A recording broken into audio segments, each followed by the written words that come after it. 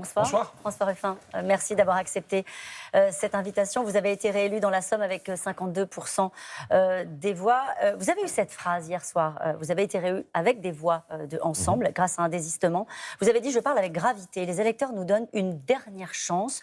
Nous devons unir la France des bourgs et la France des tours. » Qu'est-ce que vous vouliez dire ?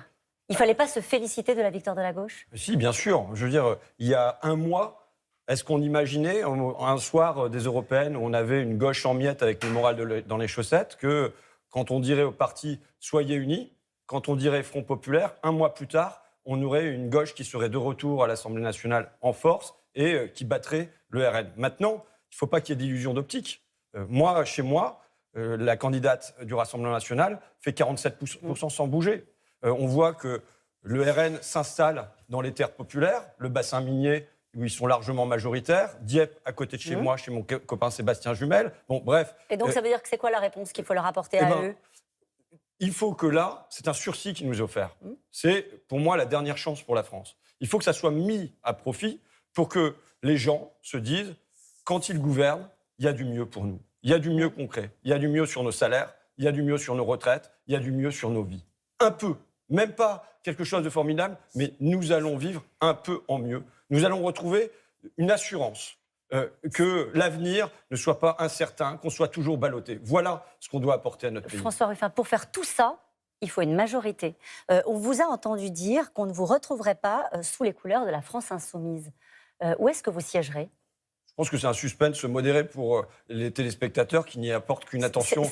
C'est fondamental pour les équilibres qui se jouent au sein de la gauche et ils le savent aussi. Je pense qu'il nous faut, moi, à l'Assemblée, une maison commune qui rassemble des députés insoumis, communistes, socialistes, écologistes, qui soient comme un espèce de trait d'union. Ça s'appelle le nouveau Front populaire. Voilà, et qui permettent qu'on vive ensemble à l'intérieur de ce groupe.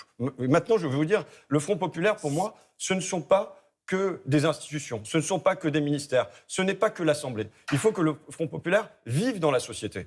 Et moi, je suis partisan d'une maison commune aussi dans la société. Je ne sais pas ce que c'est une maison commune, François Ruffin. Je sais ce que c'est qu'un groupe parlementaire, je sais ce que c'est que le nouveau Front populaire, mais une maison commune, je ne sais pas ce que c'est. Vous regardez là, ce qui s'est passé de formidable dans notre pays. Moi, dans ma campagne, j'ai eu des centaines d'hommes et femmes de bonne volonté qui sont venus, des jeunes, des moins jeunes, des militants aguerris, d'autres non, qui sont venus pour tracter, qui sont venus pour faire du porte-à-porte. Mais on songe aussi à ces millions de personnes qui ont voté avec espérance et qui, aujourd'hui, avaient le sourire. C'est une force qui s'est levée. Il ne faut pas que cette force retombe. Pourquoi elle retomberait elle peut avec retomber, ce qui existe aujourd'hui. Elle peut retomber parce que si on laisse faire juste le jeu des institutions, si on confie juste son destin aux partis, aux ministres et ainsi de suite, il faut que les gens soient acteurs de leur vie. Vous voyez, le Front populaire en 1936, ça a été d'un côté Léon Blum, Roger Salengro, Jean Zay et bien d'autres, mais ça a été aussi une société qui s'est mise en mouvement. Aujourd'hui, il nous faut une société qui s'est mise en mouvement, et je pense qu'il nous faut une maison commune qui font que tous ces gens qui se sont réveillés, qui sont partis avec un tract ou avec leur bulletin de vote, et qui étaient insoumis, communistes, socialistes, écologistes, sympathisants, ou qui étaient pour la plupart sans étiquette et n'ayant pas envie d'avoir d'étiquette. Je pense qu'il faut qu'ils aient la possibilité de se retrouver sous un toit commun. Voilà. C'est pas un parti politique, cette maison commune. Non, vous savez, hier soir, en me couchant, je me disais, finalement, il y a des coopératives ouvrières, et c'est une belle histoire. Il y a des coopératives agricoles, et c'est une belle histoire. Pourquoi on n'aurait pas une coopérative politique qui permettrait un homme, une voix, qui permettrait que, on avance ensemble et qu'on fasse cause commune. Mais pour l'instant, les institutions sont ce qu'elles sont. On a vu tout à l'heure la répartition des postes à l'Assemblée nationale. Il va falloir un Premier ministre, il va falloir une majorité pour voter des textes. Mais vous savez, vous avez eu Marine Tourdelier qui est chef de parti. Moi, je ne suis pas dans le secret des alcôves. Donc je m'en tiens à ce qui nous est dit, qui est qu'à la fin de la semaine, on aura une proposition d'un Premier ministre pour siéger à Matignon. Vous ne posez pas vos conditions. Non, moi je viens en homme libre ce soir, vous dire ce que j'espère pour mon pays. J'espère une gauche de bon sens, une gauche des évidences, qui fasse quoi ? Qui fasse que, pour le travail, tous les habitants de notre pays puissent vivre de leur travail, bien en vivre et pas seulement en survivre. Que pour les impôts, on ait enfin de la justice fiscale, que les petits payent petits, que les gros payent gros. Que pour la police, on l'a entendu dans la campagne, on n'est pas une police qui passe, mais une police qui reste. Que pour l'écologie, l'agriculture, l'industrie, on produise ici autant que possible plutôt qu'au François Brésil ou Ruffin, en est-ce que Chine. dans cette maison commune, dans cette coopérative, les gens de Ensemble pourraient être les bienvenus, des gens de LR pourraient être les bienvenus? Est-ce que c'est ça qu'il faut imaginer comme nouvelle manière de faire de la politique? Bon, vous savez, ma famille, c'est la gauche. Ça ne veut pas dire que j'exclus, que je ne dialogue pas, que je ne parle pas, et croyez bien que je parle avec tout le monde. Vous savez, dans une circonscription où 47% des électeurs votent pour le Rassemblement national, et en fait, c'est encore davantage aux élections nationales qu'à l'élection législative, vous devez parler avec tout le monde, vous devez convaincre tout le monde. Voilà, donc c'est ma manière d'être. Mais maintenant, ma famille, c'est la gauche. Mais la gauche large. La gauche, Elle va d'où à où, la gauche large? Dès 2017, vous savez, pour ma première candidature, j'avais rassemblé écologistes, communistes et insoumis. Ça ne fait pas une majorité. Ça n'est pas une majorité maintenant. On en est là quand même, François Ruffin. C'est ça, les gens qui vous regardent se disent comment on fait voter le budget? Comment est-ce qu'on fait voter les lois qui pourraient changer notre quotidien? Écoutez, je pense qu'il vous manque un invité. Là, c'est Emmanuel Macron, c'est le président de la République. C'est pas lui qui va décider. Mais il a assez maltraité les institutions ces derniers temps. D'accord? Il est temps maintenant qu'il les respecte.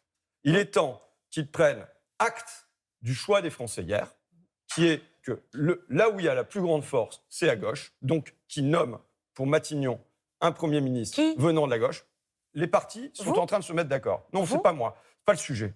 Donc c'est non. Déjà, ça en fait un qui n'est pas candidat. Le deuxième point, c'est qu'il faut qu'ils disent à ces députés qui sont à l'Assemblée nationale qu'ils ne soient pas là pour s'opposer, qu'ils ne soient pas là pour déposer des motions de censure en permanence, mais qu'ils laissent à la France une chance. Vous voyez? Et que ensuite, selon les textes de loi, il y a des discussions, il y a des amendements, il y a tout ça. Il y a un demande travail. aux députés de Ensemble de collaborer avec cette gauche. C'est une originalité de se dire qu'on va peut-être avoir une démocratie parlementaire. Mais peut-être que c'est un moyen de respirer aussi. Vous savez, il faut cesser de brutaliser les Français.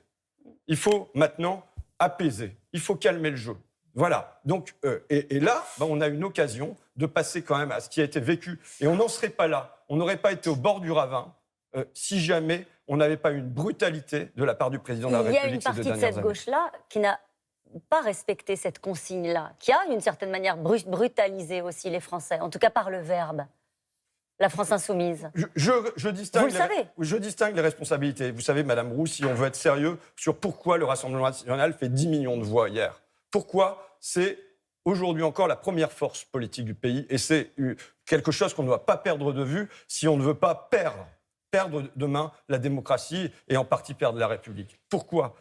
Parce que pendant 40 ans, il y a eu des politiques de centre-droit et de centre-gauche qui ont été menées en alternance, mais sans alternative, et qui ont ruiné notre industrie, qui ont placé les classes populaires en situation de précarité très massive. C'est la première responsabilité. On a une deuxième responsabilité, qui est ce que fait le président de la République depuis 7 ans, qui ne tient pas compte du fait que, en particulier depuis 2 ans, il y a une majorité très relative à l'Assemblée, mais surtout qu'il est en grande minorité dans le pays et qui gouverne avec arrogance et toute puissance, comme s'il n'était pas dans cette situation. Et je le dis, il y a eu une responsabilité qui a été de la gauche de ne pas offrir un débouché clair à cette situation bloquée. Est-ce qu'il y a ces débouchés-là dans ce programme tel qu'il est aujourd'hui ? Oui, il est très clair que sur un certain nombre de points, il y a une réponse à ce qui a été fait. Qu'est-ce qui manque, François Ruffin ? Qu'est-ce qui manquerait ? Non, mais vous savez déjà, si on fait tout ça, ce sera bien. Moi, je pense qu'il y a dedans, il y a une réponse, notamment aux crises installées par le président de la République. La première des crises qui a été installée était une crise fiscale. 2017, quand tu supprimes l'impôt de solidarité sur la fortune et qui vient en même temps de la CSG sur les retraités, les APL pour les locataires, suppression des emplois aidés, grand sentiment d'injustice fiscale. On rétablit l'impôt de solidarité sur la fortune.